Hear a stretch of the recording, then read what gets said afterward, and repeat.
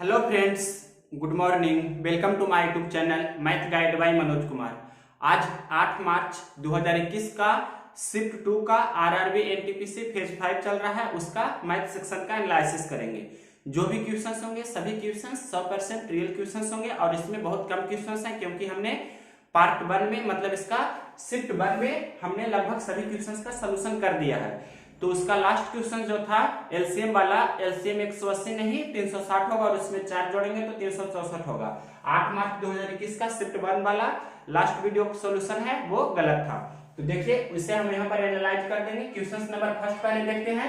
ये आपको triangle CAB में दिया गया है कि पीक्यू समानांतर एबी है, पीक्यू समानांतर एबी है, सीपी अनुपात पीए 1:3 है। कहने का मतलब सीपी रेशियो में कितना है 1, तो पीए कितना है, पीए कितना है ये आपको दिया गया है 3। तो आपसे और भी दिया गया है क्वेश्चन में सीक्यू बराबर 4 सेंटीमीटर, यानी कि सीक्यू कहने का मतलब ये आपको 4 सेंटीमीटर हम यहाँ पर लिख दिए हैं, ये आपके प्रश्न में दिया गया है। तो आपसे पूछ रहा है बीसी की लंबाई कितना होगी, बीसी कहने का मतलब बी और सी, यहाँ से यहाँ की लंबाई आपके प्रश्न में पूछ रहा है ये कितना होगा जो। तो बहुत ही इजी क्वेश्चन है, देखिए ध्यान से आपको समझा रहे हैं। 1 और 3 टोटल यहाँ से यहाँ की लंबाई कितना हो गई 3 और 1 यानी कि 4, यानी कि ये 4 यूनिट हो गया टोटल। आपके प्रश्न में सीक्यू कितना दिया है 4 सेंटीमीटर। यहाँ पर देखिए सीक्यू रेशियो में कितना है, तो सीक्यू आपको समझ में आना चाहिए सी है और क्यू कहाँ है ए है। सीक्यू 4 सेंटीमीटर दिया है तो यहाँ पर सीपी दिया है 1 यूनिट, यानी कि 1 यूनिट का वैल्यू आपके प्रश्न में कितना दिया है 4 सेंटीमीटर। इसे हम इस प्रकार से लिख सकते हैं कि 1 यूनिट का वैल्यू आपके प्रश्न में दिया है 4 सेंटीमीटर। तो आपसे पूछ क्या रहा है, आपसे पूछ रहा है बीसी। तो बीसी की लंबाई यहाँ से यहाँ तक जो होगा मतलब 4 यूनिट की इक्विवेलेंट होगा, तो 4 यूनिट का वैल्यू कितना होगा, तो 4 गुना 4 यानी कि 16 सेंटीमीटर। बहुत ही इजी क्वेश्चन था।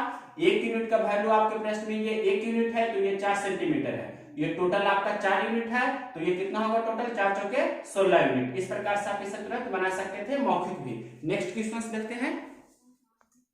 क्वेश्चन नंबर देखिए second, 3 cot theta minus tan theta बराबर 0, तो थीटा का मान पूछ रहा है। यहाँ पर से 3 cot थीटा बराबर हम लिख सकते हैं माइनस tan थीटा उस तरफ जाएगा तो 0 प्लस क्या हो जाएगा tan थीटा, और यहाँ पर ये 0 प्लस tan थीटा को हम tan थीटा डायरेक्ट लिख सकते हैं।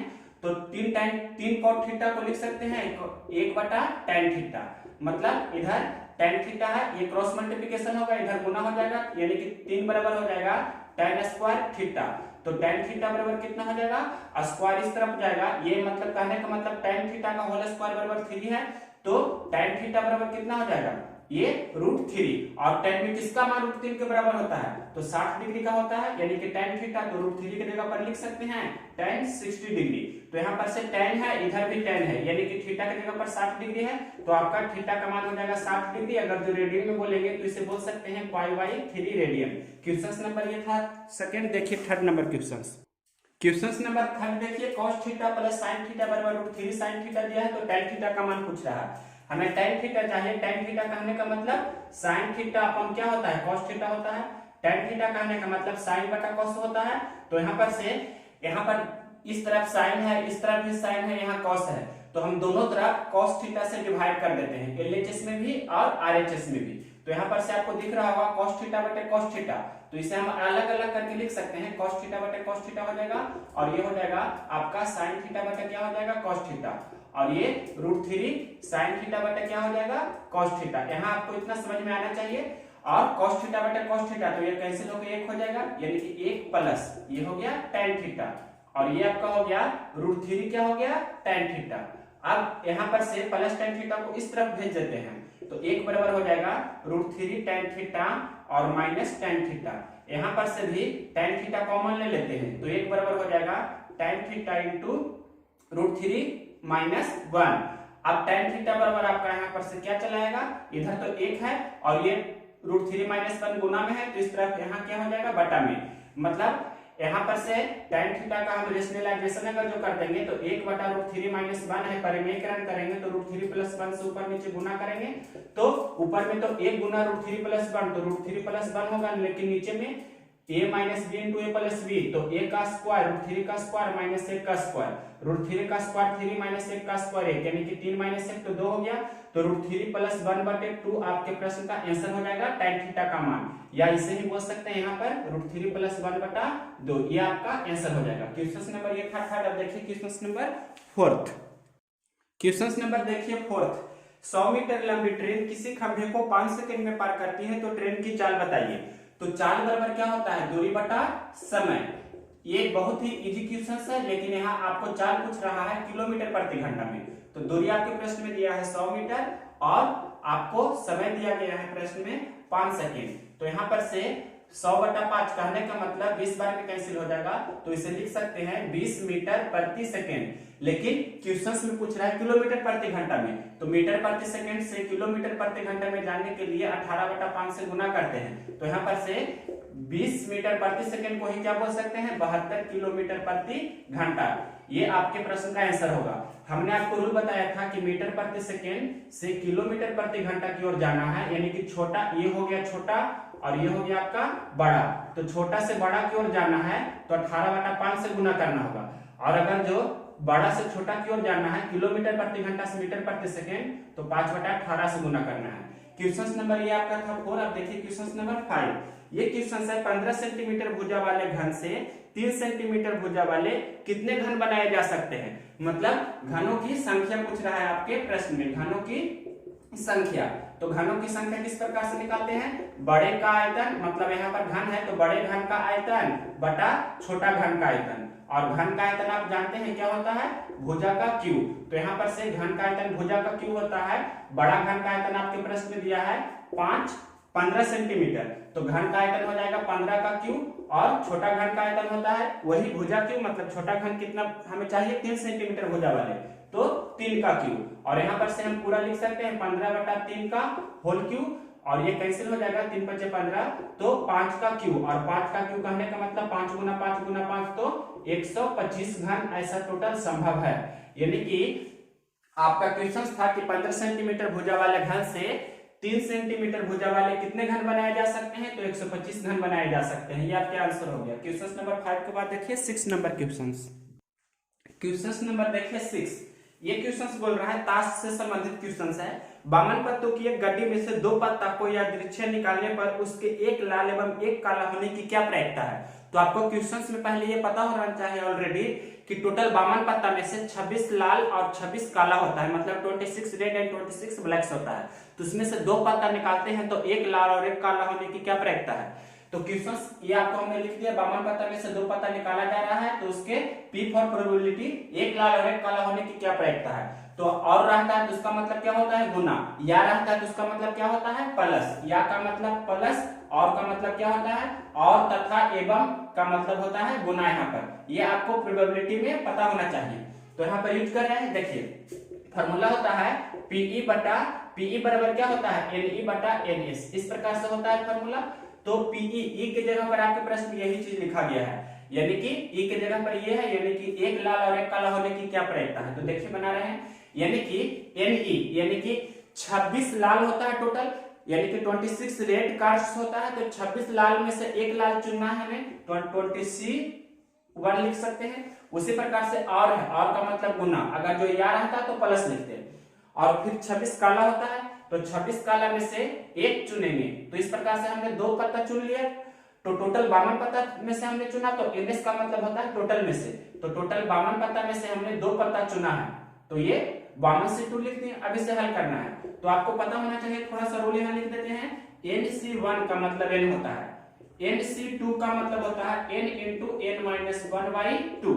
सिंपल है, आपको यूज करना है यहाँ पर। तो 26C1 26, 26C1 यहाँ भी 26, यहाँ 52 से 2 को लिख सकते हैं 52 गुना 52 से 1 कम 51 बटा कितना हो जाएगा 2, और ये 2 ऊपर चला जाएगा, तो एक लाइन हम बढ़ा देते हैं 26 गुना 26 बटा यहाँ पर क्या हो जाएगा, यहाँ पर हो जाएगा 52 गुना 51, और ये वाला 2 ऊपर चला गया, तो यहाँ पर गुना 2 लिख सकते हैं। 26 दूनी 52, ये 52 है, 26 दूनी 52 से 52 कैंसिल हो जाएगा, तो 26 बटा 51, और ये कैंसिल होगा नहीं, कैंसिल होगा, तो 26 बटा 51 ही आपका आंसर हो जाएगा।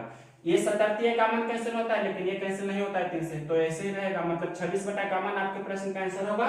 52 पत्तों की गड्डी में से 2 पत्ता निकालते हैं तो एक लाल और एक काला होने की क्या प्रयोजकता है, 26 बटा 51। क्वेश्चन नंबर 6 था। आप देखिए क्वेश्चन नंबर 7। क्वेश्चन नंबर देखिए 7 नंबर क्वेश्चन भी अच्छी क्वेश्चन है, यहाँ पर समझना होगा।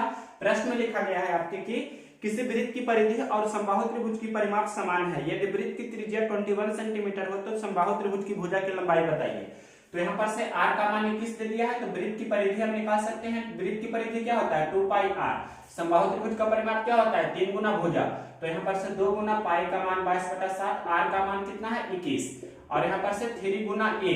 भुजा के प्रश्न में पूछ रहा है, तो यहाँ से हल कर देते हैं। बहुत ही सिंपल अप्रोच है। यहाँ पर से 7 या 21 और ये 3 से 3 कैंसिल हो जाएगा, तो 22 दूनी 44, मतलब आपका समबाहु त्रिभुज की भुजा की लंबाई कितना हो गई, 44 सेंटीमीटर।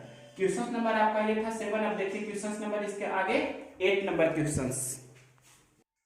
क्वेश्चन नंबर देखिए 8। किसी वस्तु को 1600 रुपये में खरीदने पर 20% की हानि होती है तो वह वस्तु कितना में बिकेगा। इजी क्वेश्चन है, मतलब सेलिंग प्राइस आपको निकालना है। 1600 रुपया कॉस्ट प्राइस है, 20% हानि, इसका मतलब 80% पर बेच रहे हैं, तो 80/100 इस प्रकार से लिख सकते हैं। और 2 जीरो से 2 जीरो हम यहाँ कैंसिल कर देते हैं। 16 28 से तो 1280 रुपये उस वस्तु को बेचेंगे। ये तो इजी क्वेश्चन था। क्वेश्चन नंबर देखिए 9 नंबर क्वेश्चन अच्छा क्वेश्चन है। कोई धन 12.5% साधारण ब्याज की दर से कितने समय में दुगना हो जाएगा। दुगना हो जाएगा का मतलब क्या होता है, ब्याज 100%। तो आपसे समय पूछ रहा है, तो समय बराबर आपको हम बताए थे कि ब्याज का परसेंटेज बटा क्या होता है, रेट का परसेंटेज। तो प्रश्न में दिया है दुगना हो जाएगा। दुगना हो जाएगा का मतलब ब्याज 100% हुआ। 4 गुना हो जाएगा, इसका मतलब ब्याज 300%। 7 गुना हो जाएगा तो ब्याज 600%। तो यहाँ पर दुगना हो जाएगा, दुगना का मतलब ब्याज 100%। तो यहाँ पर 100% लिखेंगे। रेट कितना दिया है, रेट दिया है 12.5% साधारण ब्याज की दर से, तो 12.5%। और यहाँ परसेंट से परसेंट कैंसिल हो जाएगा, दशमलव हटाएंगे तो ऊपर 1 जीरो हो जाएगा। 125 1000 होता है, तो आपका आंसर हो जाएगा कितना, 8 वर्ष। ये क्वेश्चन नंबर आपका था 9। देखिए क्वेश्चन नंबर 10। क्वेश्चन नंबर देखिए 10 नंबर क्वेश्चन समझे। यहाँ पर ये आपका शिफ्ट 1 में हमने कराया हुआ है, लेकिन शिफ्ट 1 में जो कराए हैं तो वहां पर ये क्वेश्चन गलत हो गया था। तो यहाँ पर हम इस क्वेश्चन को रिपीट कर रहे हैं और रिपीट करके हम इसे सही कर रहे हैं। ध्यान से देखिए इस क्वेश्चन को। वह छोटी से छोटी संख्या बताइए जिसमें 8, 9, 12 और 5 से भाग देने पर प्रत्येक दशा में शेषफल 4 बचे। तो आपको वह छोटी से छोटी संख्या बताना है जिसमें कितना से भाग देना चाहिए, 8, 9, 12 और 5 से। यानी कि आपको इसका एलसीएम निकालना है 8, 9, 12 और 5 का। इसका के टाइम्स होगा और प्रत्येक दशा में शेषफल 4 बचे, तो वो शेषफल को आपको जोड़ देना होगा। तो यहाँ पर से वह छोटी से छोटी संख्या निकल जाएगा। n का मतलब आपका स्मॉलेस्ट नंबर। स्मॉलेस्ट नंबर आपसे पूछ रहा है, तो यहाँ पर से देखिए ध्यान से 8, 12, 5 या ये अलग अलग संख्या है। 8, 9, 5 अलग अलग संख्या है, तो 8, 9, 72, 72 बचे 360 हो गया। और 360 12 से खुद कटता ही है, तो आपका एलसीएम कितना हो गया, 360। तो 360 के जगह पर हम यहाँ 1 ले सकते हैं, तो के का मान हम यहाँ 1 रख रहे हैं, तो कितना हो जाएगा 360 गुना 1। क्यों 1 रख रहे हैं, क्योंकि आपका छोटी से छोटी संख्या चाहिए। तो 360 गुना 1 प्लस 4, तो आपका आंसर हो जाएगा 364। आप टेस्ट करके देख सकते हैं कि इसमें 8 से भाग देंगे तो 8 चौके 32, 32 हो गया। 36 में से 32 जाएगा तो कितना हो जाएगा, 36 में से 32 जाएगा तो 4, फिर 4 पर 4 44, 8 5 40, तो 4 शेष बच रहा है। 9 से भी भागा देंगे तो 9 चौक 36, 4 शेष बचेगा। 12 से भागा देंगे तो 12 3 36, 4 शेष बचेगा। 5 से भाग देंगे तो 360, 72 5 360 होता है, तो 360 बार में कट जाता है, लेकिन 4 ज्यादा है तो 4 शेष बच जाएगा। यानी कि आपका करेक्ट आंसर हो जाएगा क्वेश्चन नंबर 10 का कितना, 364। ये हमने मिसिंग कर दिया था पिछला क्वेश्चन में। क्वेश्चन नंबर ये है 10। अब देखिए क्वेश्चन नंबर 11 नंबर क्वेश्चन क्या कह रहा है, 6, 8, 10 और 16 से विभाजित होने वाली 3 अंकों की बड़ी से बड़ी संख्या बताइए। तो एलसीएम पहले निकालना होगा किसका, एलसीएम आपको निकालना होगा 6, 8, 10, 16। इसका आपको निकालना होगा सबसे पहले एलसीएम। फिर आपसे प्रश्न में बोल रहा है कि 3 अंकों की बड़ी से बड़ी संख्या बताना है, तो एलसीएम निकालकर जो भी आएगा तो बड़ी से बड़ी संख्या निकालना है। 3 अंकों की बड़ी से बड़ी संख्या क्या होता है, 3, 9। इसमें आपको वो एलसीएम से भाग लगाएंगे और जितना बार भाग लगेगा वो आप उसमें से जो शेषफल आएगा वो घटा देंगे। तो देखिए बना रहे हैं, एलसीएम निकालते हैं। तो 6 8 सबसे पहले बड़ी संख्या को 16 को हम सिलेक्ट कर लिए, तो 16 16 से कट रहा है, 16 8 से भी कट रहा है। अब देखिए यहाँ पर या 10 में 2 गुना 5 है और 6 में 2 गुना 3 है, तो दो दोनों में कॉमन है, तो यहाँ पर भी इसमें भी 2 गुना, इसे हम लिख सकते हैं 2 पे पावर 4, मतलब इसमें 2 है 4 बार, तो 2 तो ऑलरेडी पहले से आए ही, तो हम 3 ले लेते हैं और 5 ले लेते हैं, तो यहाँ पर से कितना हो जाएगा 16 48 48 बचे, तो 48 गुना 5 करेंगे वही आपका एलसीएम हो जाएगा, यानी कि 8 5 40, बाकी 4 5 20 4 24, तो 240 आपका हो गया एलसीएम। तो 3 अंकों की आपको प्रश्न में बोल रहा है कि 3 अंकों की बड़ी से बड़ी संख्या बताइए, तो आपको यहाँ पर से 240 में से भाग लगाना है, तो 24 दिया 72, 24 चौक 96, 4 बार में लग जाएगा ना, 24 चौक 96, हाँ 4 बार में लग जाएगा, तो शेष कितना आ जाएगा 39, तो जो शेषफल 39 आ रहा है इसमें से आपको घटा सकते हैं। तो आपका क्वेश्चन मतलब पूछ रहा था 6 8 10 और 16 से विभाजित होने वाली 3 अंकों की बड़ी से बड़ी संख्या बताइए, मतलब 39 इसमें आप घटा दीजिए, यानी कि 999 में कितना घटाना है, ये 39, तो आपका आंसर हो जाएगा कितना, आपका आंसर हो जाएगा 960, ये आपके प्रश्न का आंसर हो जाएगा। 6 8 10 और 16 से कटने वाली 3 अंकों की बड़ी से बड़ी संख्या कितना है 960। क्वेश्चन नंबर आपका था ये कितना 11। आप देखिए क्वेश्चन नंबर 12, क्वेश्चन नंबर देखिए 12, किसी घन का विकर्ण 6√3 सेंटीमीटर है तो इसका संपूर्ण पृष्ठ क्षेत्रफल बताइए। तो क्वेश्चन नंबर आपको बता रहे हैं 12, ये आपका दिया गया है घन, घन का विकर्ण, घन का विकर्ण का फॉर्मूला होता है आप जानते होंगे √3 इंटू भुजा, भुजा को ऐसे लिखते हैं, घन की भुजा को ऐसे, तो घन का विकर्ण आपके प्रश्न में दिया है कितना 6√3, ये आपका घन का भुजा दिया है, इतना बराबर √3 गुना भुजा हो जाएगा, √3 से √3 कैंसिल होगा, तो घन की भुजा हो गई 6 सेंटीमीटर। तो घन का संपूर्ण पृष्ठ पूछ रहा, घन का संपूर्ण पृष्ठ कहने का मतलब टोटल सरफेस एरिया, ये होता है 6 गुना भुजा का स्क्वायर, यानी कि 6 गुना 6 का स्क्वायर, तो 6 का क्यूब बोल सकते हैं, मतलब 216 यहाँ पर हो जाएगा सेंटीमीटर स्क्वायर।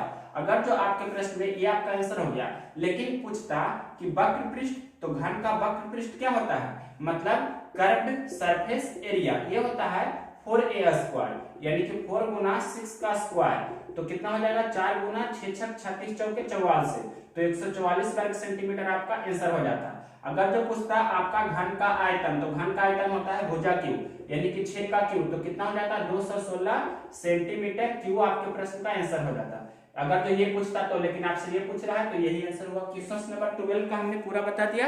देखिए 13 नंबर, क्वेश्चन नंबर 13 कह रहा है कि 60 मीटर लंबी ट्रेन किसी खंभा को 6 सेकंड में पार कर जाती है, तो ट्रेन की 4 किलोमीटर प्रति घंटा में बताइए। तो अभी हमने आपको बताया था कि 4 बराबर होता है दूरी बटा समय, तो प्रश्न में लिखा है 60 मीटर लंबी ट्रेन है और किसी खंभा को 6 सेकंड में पार करती है, तो यहाँ पर से आपका 60 बटा 6 कहने का मतलब 10 आपका हो गया मीटर प्रति सेकंड में 4, लेकिन बोल रहा है किलोमीटर प्रति घंटा में, तो 18 बटा 5 से गुना कर दीजिए, तो 5 दूनी 10, 18 दूनी 36 किलोमीटर प्रति घंटा आपके प्रश्न का आंसर हो जाएगा। क्वेश्चन नंबर देखते हैं 14 नंबर क्वेश्चन कह रहा है कि 4 5 8 16 और 32 से विभाजित होने वाली सबसे छोटी पूर्ण वर्ग संख्या क्या होगी। परफेक्ट स्क्वायर पूछ रहा है, मतलब एलसीएम आपको निकालना है 4 5 8 16 32, 8 16 32, 4 5 8 16 32 का, तो 4 8 16 32 ये सभी का सबसे, इसमें सबसे बड़ा संख्या मतलब चुन लिए 32, और 32 है जो 32 से 16 से 8 से और 4 से कट रहा है, तो 32 में हमें कितना देना है, सिर्फ 32 में हमें देना होगा 5, 32 में हमें 5 देना होगा, तो आपका ये पूरा एलसीएम हो जाएगा, मतलब अब ये टोटल से कट जाएगा, तो 32 पचे कितना होता है 160, 3 पचे 150, 2 पचे 10, तो 150 160, तो 160 इसका क्या हो जाएगा के टाइम्स, के टाइम्स कहने का मतलब 160 गुना के, तो के जगह पर हम कौन सा मान रखें कि ये वर्ग संख्या हो जाए, तो यहाँ पर से आपको टेस्ट करना होगा 1 या 2 या 3, मतलब इस प्रकार से आपको रखना होगा, तो के जगह पर हम अगर जो 10 रखते हैं तो 160 गुना 10 कितना हो जाएगा 1600, और 1600 आपका है पूर्ण वर्ग संख्या। पूर्ण वर्ग कहने का मतलब इंग्लिश में से लिख सकते हैं कि परफेक्ट स्क्वायर है, तो इस प्रकार से आपका आंसर हो जाएगा 1600।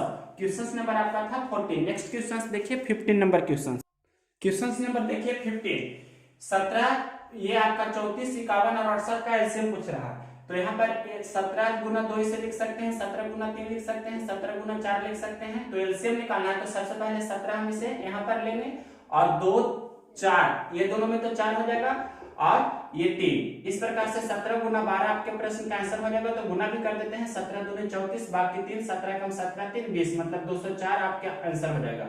अगर जो आपका इसका एचसीएफ पूछता तो एचसीएफ कितना हो जाता है, सभी का हाईएस्ट कॉमन फैक्टर 17 है, तो 17 आपका एचसीएफ हो जाता है। पीरियड ऑफ साइन एक्स हमने प्रीवियस वीडियो में भी बताया है, साइन एक्स का पीरियड क्या होता है, ये पूछ रहा है तो 2 पाई। कॉस एक्स का पीरियड पूछेगा तब भी होता है 2 पाई। tan एक्स का पीरियड पूछेगा तो होता है पाई। ये आपको ध्यान रखना है। तो इस प्रकार से हमने पूरा कंप्लीट वीडियो मतलब शिफ्ट 1 और 2 दोनों का 8 मार्च का सॉल्यूशन किया है। अगर यह वीडियो पसंद है तो इसे लाइक करें और मेरे चैनल को सब्सक्राइब और शेयर करें।